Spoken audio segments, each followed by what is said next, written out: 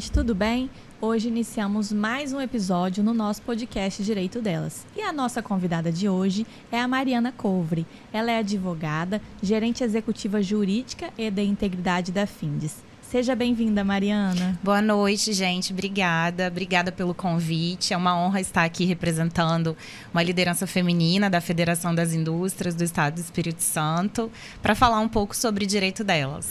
E a gente agradece muito a sua presença e a gente convidou a Mariana para ela falar um pouco da trajetória pessoal e profissional dela e para a gente discutir um pouco sobre os direitos da mulher, sobre coisas que a gente passa por aí.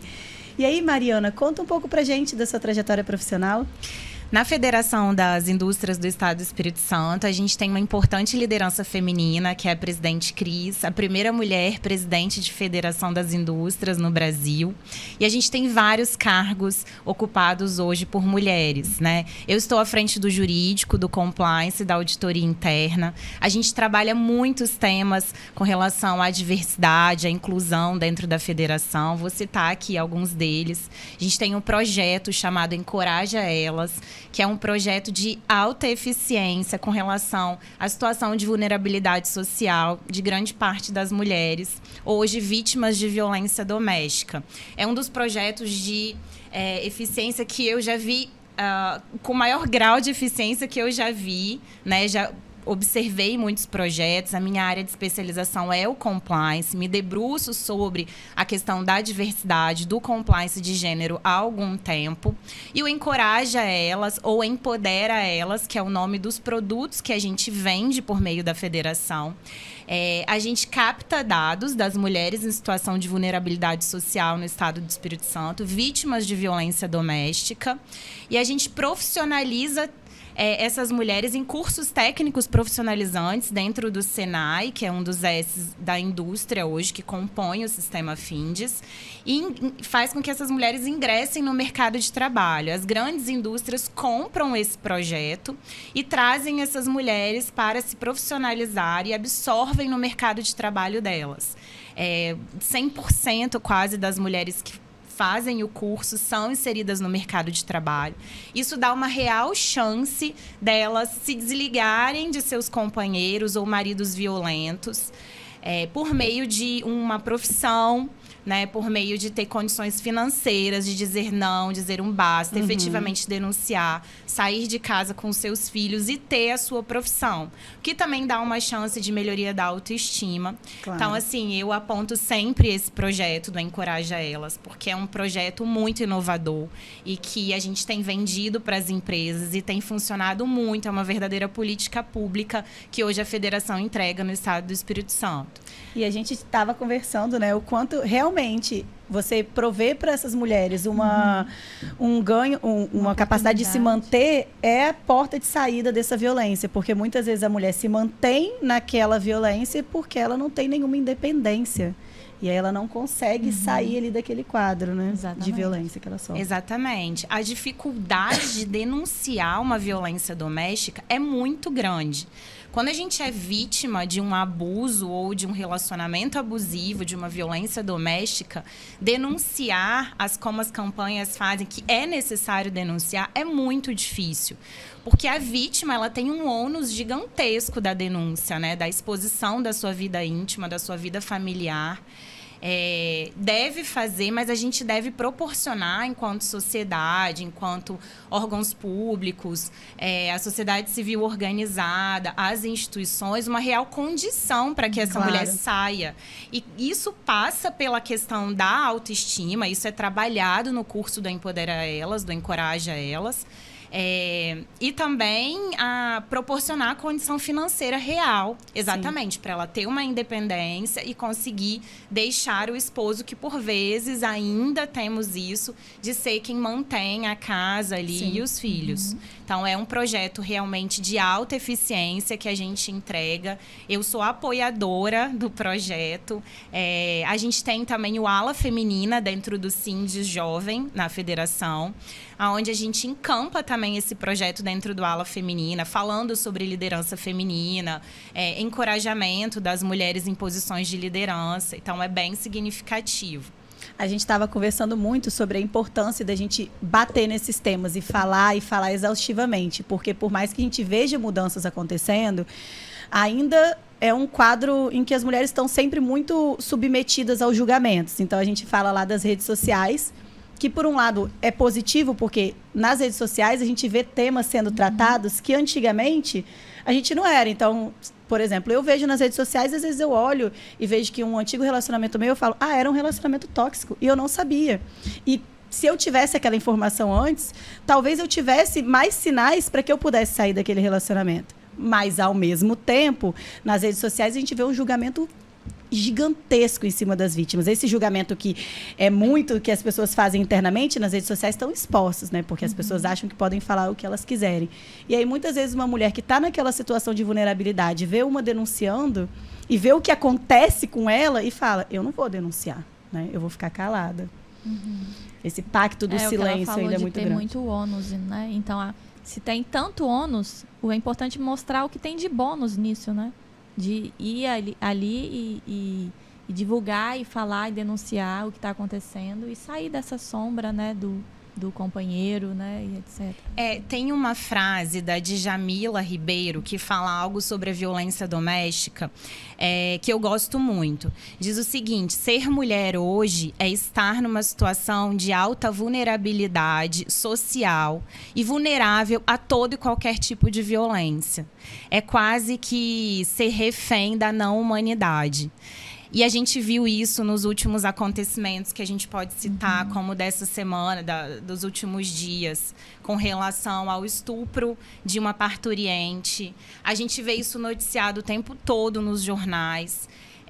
E quando a gente se une enquanto mulheres e a gente forma uma rede, e a gente tem, hoje eu lidero uma rede no Espírito Santo chamada Entre Elas. Quem quiser conhecer, tá no Instagram, entreelas.es, que é justamente a gente fazer essa união entre mulheres, essa troca de experiência e poder falar. E esse daqui é um espaço muito grandioso e valioso para isso, onde a gente possa falar sobre os nossos sentimentos, sobre as situações difíceis de assédio que a gente vive o tempo inteiro, seja nos relacionamentos abusivos, seja dentro do ambiente de trabalho, nas posições de liderança a gente passa por isso. E a gente saber, ter o conhecimento, e aí é importante o direito delas, dos tipos de violência, né? A Lei Maria da Penha passou por algumas reformas nos últimos anos e acabou inserindo novos tipos de violência, como tipos penais mesmo. Então, é muito importante que a gente leve esse conhecimento a todas as mulheres. Por vezes, a não denúncia é a falta de conhecimento. Como você falou, será que eu estou passando por uma situação de abuso, de assédio? Então, conhecer isso. Tem muitas cartilhas que tratam de violência contra a mulher, de assédio, que fala, não, você não está louca. Porque tem momentos que o abusador, o violentador, faz você acreditar que você não tem uma boa autoestima, uma condição, faz você acreditar que você não deve sair daquela relação, né? Ninguém vai te amar como eu te amo, você não vai arranjar ninguém. Amar, exatamente. Você é culpada, ninguém te aguenta, né? Todos aqueles casos em que é tudo invertido ali. Você acredita nisso e acaba não correndo atrás para denunciar, ou até para entender se você está sendo abusada ou não, né? Sim. E fica com a dependência emocional daquele relacionamento, porque é isso, né? Exatamente. Eu falo que o relacionamento abusivo é um processo de dominação. Ele é lento, ele é a conta-gotas. E para você desconstruir isso também é um processo lento. A violência psicológica, ela é um processo de tortura, né? Porque a violência pelo WhatsApp, pelas redes sociais, pelas ligações insistentes. E é importante a gente falar de todos os tipos de violência que existem, né? Hoje a Lei Maria da Penha fala em 5 tipos de violência: a física, a moral, a sexual, a patrimonial. A gente pode acenar para uma violência familiar, quando o abusador cerca o ambiente familiar da vítima para que ela retire a sua estrutura ali, a sua base, o seu porto seguro. Existe também a violência violência e o assédio processual, que é muito relevante de ser citado aqui, né? A gente tem alguns casos que a gente pode citar. É quando o abusador se vale do próprio sistema de justiça e do abuso do direito de ação para coagir a vítima, a mulher, e judicializa uma série de ações para encobrir a sua posição, maquiar a sua posição de assediador, de abusador, de homem violento. Então, é muito importante a gente levar esse conhecimento. A gente pode citar aí o caso recente, né, do Johnny Depp, por exemplo, que muita gente refletiu, como vão ser as consequências, os reflexos da condenação da mulher vítima, porque, na minha opinião, depois de ler muito sobre o caso, ela continua sendo uma mulher vítima, né? Ele teve uma condenação de violência doméstica no processo de divórcio, ou seja, há um reconhecimento. Exatamente. E isso não mudou, porque esse processo que ele sofreu, porque ficou parecendo assim, ele provou que ele é inocente. Não, ele foi condenado. Ele foi condenado por essa violência que ele infringiu a ela. E depois ele entrou com um processo de difamação, porque ela declarou que ele era, né, que ela era vítima daquela violência. Então é uma coisa completamente diferente. Completamente diferente, e a mídia acaba, às vezes, divulgando como uma inversão de papéis. E a mulher que era vítima, é vítima de uma violência doméstica, passa a ser condenada por crime de calúnia, por ter levado a público, e ali foi num fato muito isolado, que a defesa dele se baseou, uma situação que ele refutou como agravante para ele, e, enfim, trouxe danos patrimoniais, porque ele perde, né, ali a franquia, os contratos. Engraçado, exatamente. Nesse caso, Mariana, é a própria sociedade já condenar a mulher, né? No caso, né, a mulher do Johnny Depp. Porque a partir do momento que está acontecendo toda essa situação deles de divórcio, de violência, eu vi muito em rede social as pessoas, mulheres principalmente, defendendo o Johnny Depp, né? E diminuindo o papel da ex-esposa dele como se ela fosse a caluniadora, né? E uma coisa que me chama muita atenção desse processo é essa ideia, assim, a gente até falou sobre isso hoje no Instagram do Direito Delas. O que acontece? Essa ideia de que o abusador, assediador, o homem violento, ele é um monstro, e ele é um monstro em todas as esferas também. Então, a principal defesa, assim, o Johnny é uma pessoa amorosa, ele é um cara legal, todo mundo gosta dele. Tudo bem, mas dentro das quatro paredes, a mulher dele, a ex-mulher dele, tá falando que ele agredia ela e que ele era agressivo. A gente não está discutindo a conduta dele na sociedade. A gente está discutindo a conduta dele dentro de quatro paredes, quando é a palavra dele contra a palavra dela. E o assediador, abusador e todas essas coisas, ele não tem uma cara, ele não é pervertido o tempo inteiro. É escondido mesmo. Exatamente. Não, nem sempre o abusador, ele tem essa demonstração de monstruosidade. Ele é uma pessoa que está inserida na sociedade, por vezes ocupa, inclusive, cargos de relevância, às vezes prestígio, até dentro do sistema de justiça. Mas quem sabe exatamente o nível de narcisismo, o nível de abuso, é a mulher com quem conviveu, né? E aí, lógico, ele normalmente tem uma postura de se representar na sociedade como um homem probo e tudo isso. Isso é muito característico. Sim. Depois de muito me debruçar, muito conversar e muito estar junto com psicoterapeutas ali, trabalhos de psicossociais, traçando perfis de abusadores. Inclusive, eu encampo hoje um projeto da gente trabalhar com meninas e mulheres a partir ali de algumas ODSs da ONU. Trabalhar antecipadamente com meninas e mulheres para reconhecer o que é um relacionamento abusivo, o que é o violentador, no que ele pode se transformar. Porque ele dá sinais, desde a época do namoro e tal. E também a gente tem a violência, que eu acho que é importante a gente falar no ambiente de trabalho, né? O que é o assédio sexual, o que é o assédio moral, que ainda o assédio sexual já posto muito bem ali no Código Penal, como um tipo penal, e o assédio moral ainda muito na esfera do direito do trabalho, ali, da relação de subordinação, mas que acontece conosco, às vezes, em um ambiente de trabalho, né? Eu já passei por isso, muitas mulheres já passaram. Também. E não necessariamente tendo um vínculo ou uma relação de subordinação, que também é um tipo de violência contra a mulher. Então, quando se fala que a mulher hoje é vulnerável, ser mulher é estar vulnerável a todo e qualquer tipo de violência. Seja no ambiente de relacionamento, seja no ambiente de trabalho, em todos os tipos de ambiente em que a mulher está. Ser mulher é uma condição quase predisposta à violência. Então, a gente tem que falar cada vez mais sobre isso e se unir cada vez mais nos projetos para combater essa violência, que hoje é uma questão de política pública, Claro. né? As agressões físicas, psicológicas que as mulheres sofrem nos relacionamentos, no ambiente de trabalho, são questões de saúde pública. Então, a gente precisa vir e discutir. E a gente... Desculpa. Não, eu falo que ela estava pontuando de explicar para as meninas e mulheres, eu acho que serve para o ambiente de trabalho. Eu acho que falta muito de conhecimento mesmo. Você saber até que ponto ali é um abuso, é um assédio ou não é, né? Então, isso a gente muitas vezes não sabe. O primeiro aviso, né, que vai ser num namoro ou até numa relação inicial de trabalho, uma menor aprendiz, algo assim, mas as mulheres que já tiveram isso, já sofreram e que em alguns momentos não vão entender ou reparar ou perceber que porque é encarado assim, não, isso é coisa da sua cabeça, você é louca, bobeira, né? Ou você conta uma amiga, ela, claro que não, ele é casado, não foi nesse sentido, né? Sempre tem essa questão de nós mesmas mulheres tirarmos por menos e falar, não é bem assim. Pois percebe se vai acontecer de novo. É tão muito normalizado, importante, né? A gente ter o apoio das mulheres, porque eu falo que às vezes existe o assédio da mulher para a própria mulher, né?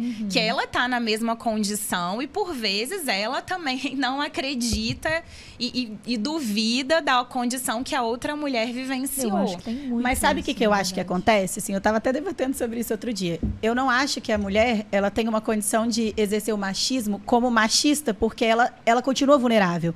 Eu acho que é aquele sonho assim do oprimido que quer se tornar o opressor como uma forma de defesa. Então, assim, eu vou ser cruel, categórica, eu vou desmerecer outra mulher, porque é como se eu tô do lado dos mais fortes. É como se, de certa forma, no subconsciente daquela mulher, ela acha que ela tá protegida se ela tá alinhada com os homens. E o que ela não percebe é que nem esse comportamento protege ela. Ela continua vulnerável, ela continua submetida. Então, mesmo ela se tornando muito agressiva, não adianta. Ela vai continuar vulnerável. Isso não a protege de forma alguma. Normalmente ela sofre invisivelmente ali por E é trás, pior ainda, porque aí ela também não considera as violências que ela sofre, Sim, né? ela não vê, não enxerga. É verdade. Uma outra abordagem que eu gosto muito de fazer, quando pedem para eu falar das minhas vivências pessoais e profissionais, é de uma pauta positiva sobre esse tema da violência, né? Eu que já fui vítima, como tantas mulheres, todas nós temos um episódio de vítima de alguma questão de relacionamento abusivo ou de assédio sexual ou assédio moral. O que a gente vai fazer com isso, né? Como que eu vou caminhar, levar a minha vida, ser uma boa profissional, uma mãe, uma liderança feminina, tendo esses marcos na nossa história? E eu sempre tento levar agendas positivas nesse sentido, de não se vitimizar e fazer do limão uma limonada, digamos assim. Não me vitimizo e o que eu faço com isso para eu seguir daqui em diante? Então, agendas positivas de que no decorrer da sua história ali de violência, até por uma questão de autoestima, de recuperação com muita terapia, eu tenho inúmeras histórias que eu vivenciei de mulheres que se reergueram mesmo após um ato de violência. E isso é muito significativo e precisa muito ser valorizado, né? A gente tem que dar voz a isso, assim. Até para servir de inspiração para outras mulheres, claro, né? Porque, assim, não é fácil. E quanto maior é a violência, e o não reconhecimento, eu acho que da violência, você fica um pouco presa, assim. Eu vejo o caso da Mariana, que é um caso amplamente divulgado, em que ela sofreu um estupro e ela não consegue, mesmo com todas as provas, ter a condenação daquela pessoa, né, do estuprador, né? A gente tem que falar esse nome, do criminoso. E aí, tudo isso que ela não consegue, ela relata isso, que a dificuldade dela de seguir a vida dela é que ela precisava daquele marco da justiça para que ela pudesse deixar para trás aquela violência que ela sofreu. E ela ter que ficar lutando para conseguir essa justiça é o que a mantém presa no trauma. É verdade. E ela sofreu uma violência processual gigantesca, né? Inclusive foi criada uma lei baseada na violência que ela sofreu, porque ela foi constrangida como vítima o tempo inteiro.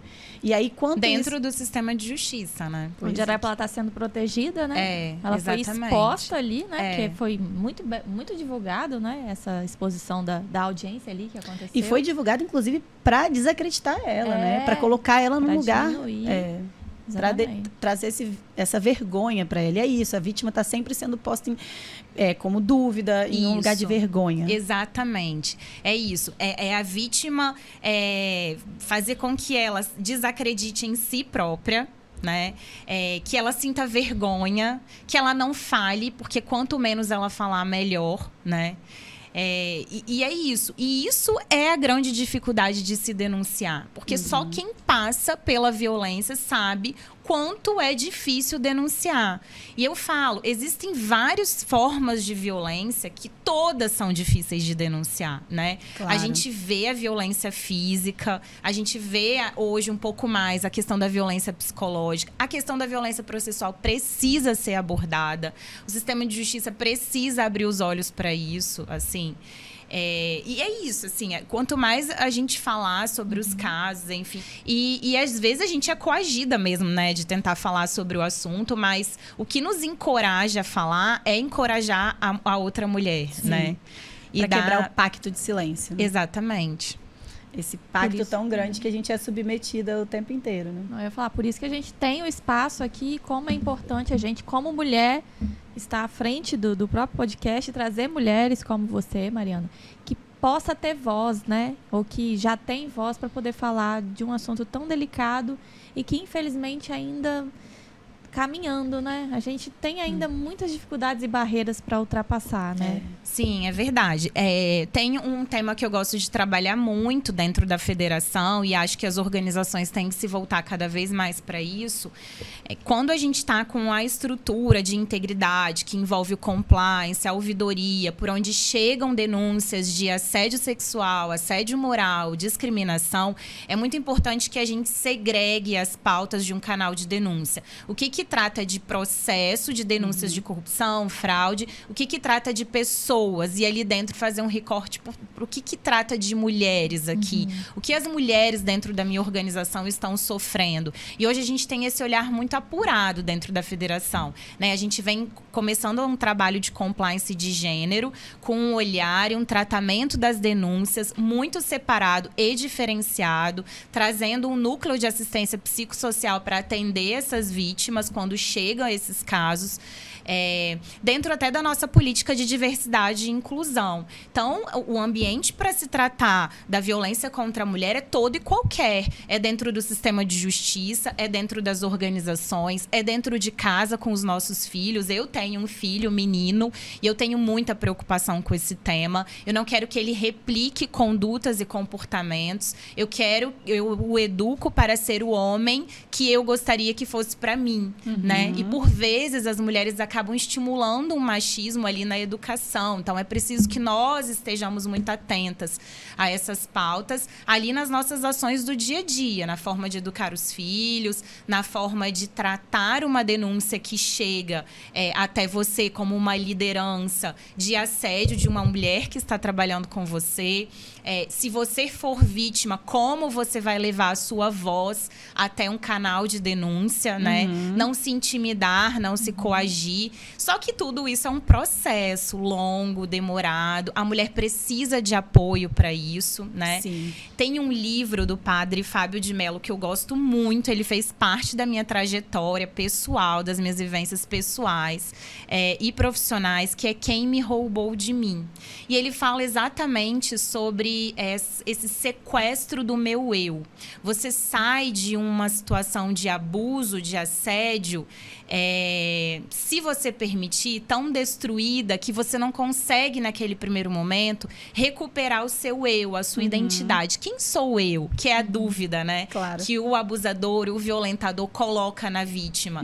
Será que eu realmente sou vítima? Será que o que ele fez é crime na Lei Maria da Penha? E é isso, porque porque chega-se a um ponto de roubar a identidade da mulher. Quem é aquela mulher? Então, ela tem que passar por um processo de recuperação do seu eu, da sua identidade, de recuperar a autoestima, de se recolocar no mercado de trabalho, como que ela vai ser uma liderança tendo sido vítima.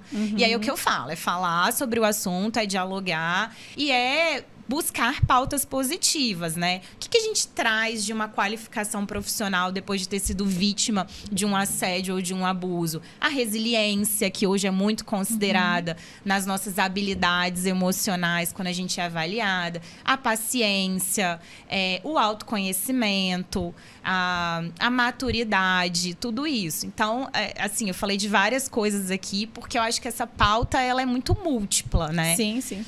Ela falou do arquétipo feminino todo agora, né? Eu tava me lembrando. O arquétipo feminino que todos nós deveríamos ter em equilíbrio, que é olhar para as emoções, para os acontecimentos, esse autocuidado, autoconhecimento. Para os sentimentos e falar desses assuntos que são difíceis, enfrentá-los, porque eles acontecem muito. E essa ideia assim, mas agora já é amplamente falado. Muito pouco, a gente está começando essa caminhada. E mesmo falando, as mulheres continuam sendo submetidas. A gente vê um caso atrás do outro. Não passam 3 dias sem que a gente tenha um caso absurdo de uma coisa acontecendo com uma mulher.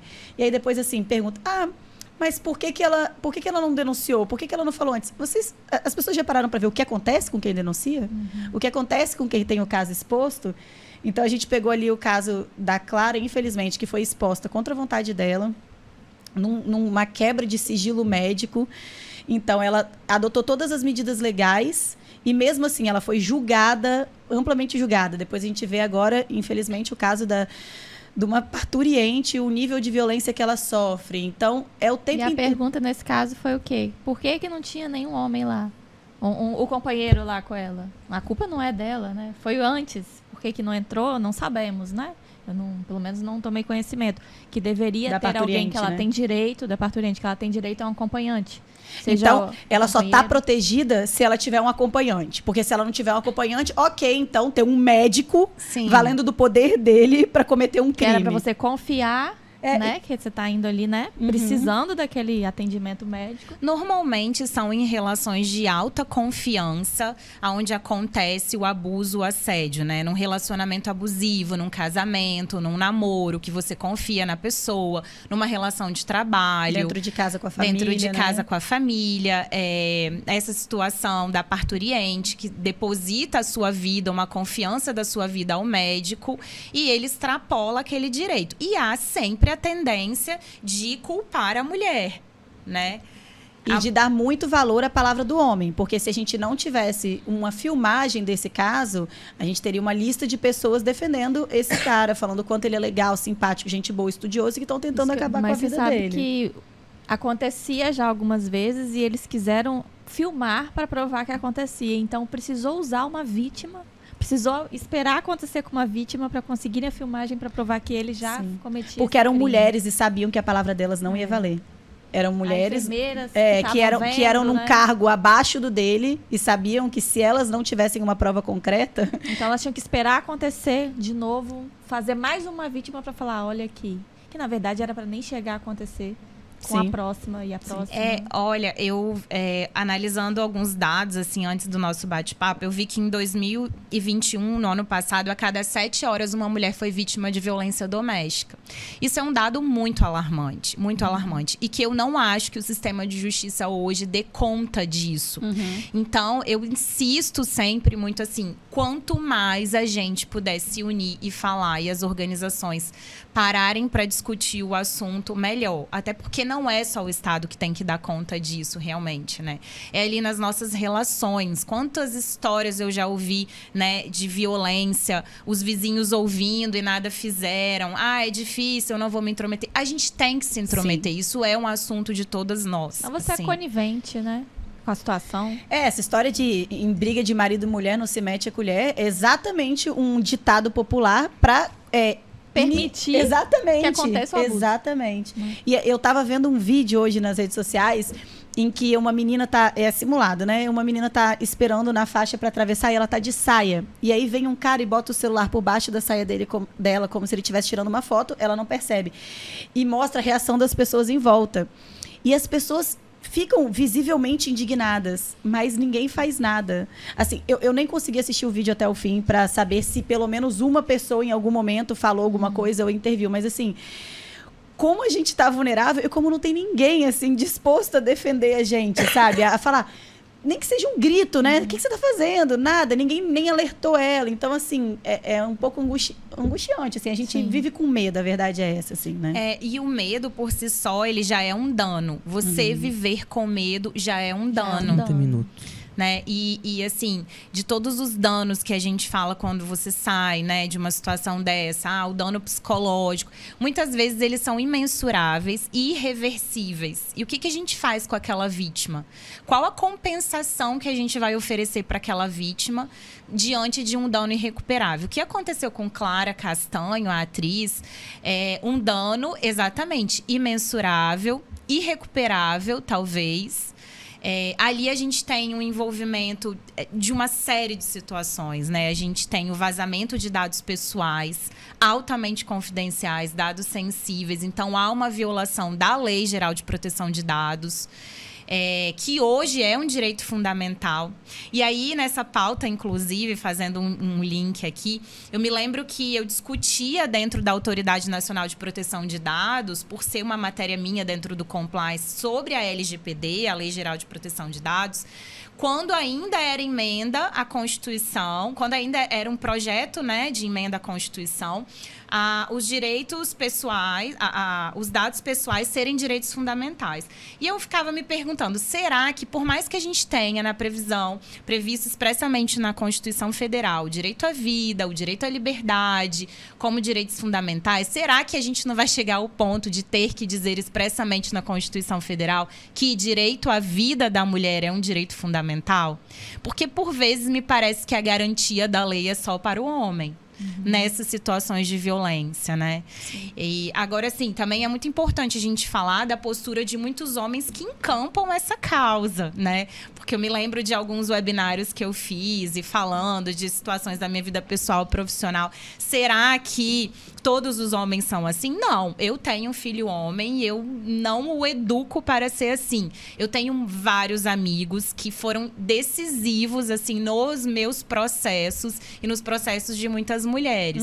Agora, o homem que não se enquadra no limiar ali de o direito dele termina quando começa o direito da mulher, ele não tem que ter espaço na sociedade, ele não tem que ter espaço no sistema de justiça, ele não tem que ter espaço dentro das organizações, e a nossa voz precisa ser mais ouvida. Tem duas frases assim que estão sendo muito batidas, mas que eu acho que se aplicam, porque assim, não é todo homem, mas é sempre um homem. Exatamente. E toda mulher conhece, ou ela mesma já sofreu, ou conhece uma outra mulher que já sofreu algum tipo de violência.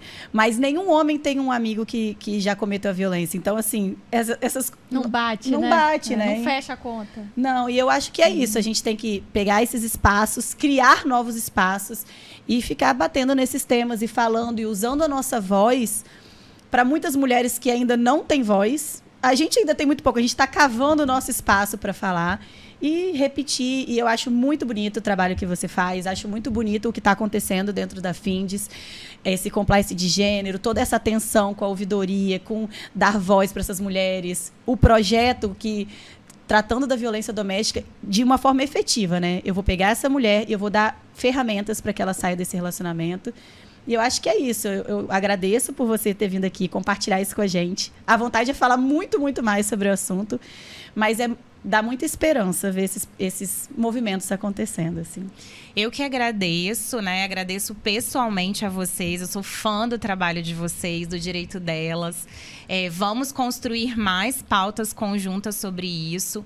Em nome da federação também eu agradeço, porque lá nós temos muitas lideranças femininas, a gente de fato se preocupa com essa pauta, a gente dá voz para essa pauta, e eu faço isso profissionalmente, pessoalmente, porque é uma causa que eu acredito de coração, me dedico a ela cada vez mais, busco me autoconhecer e conhecer esses processos para cada vez mais levar conhecimento, né? Tem alguns projetos aí saindo do forno sobre este assunto, e agradeço muito a oportunidade de ter vindo aqui, bater um papo e falar um pouco mais sobre o empoderamento feminino, né? A palavra empoderamento às vezes é difícil e tal, os homens se constrangem um pouco, mas é falar da liderança, da posição de mulher como um todo. Foi uma honra recebê-la, né, pra gente como liderança, né, nessa pauta das mulheres, né? E a gente fica por aqui hoje nesse episódio. A gente agradece a participação de todos. Curtam esse episódio, compartilham, podem mandar sugestões, conversem com a gente. É um tema muito complexo e que não finda aqui, né? E vamos ver as maravilhas de verem mulheres ocupando cargos de liderança e quanta diferença isso faz. É isso, gente. Muito obrigada. Tchau, tchau. Até logo.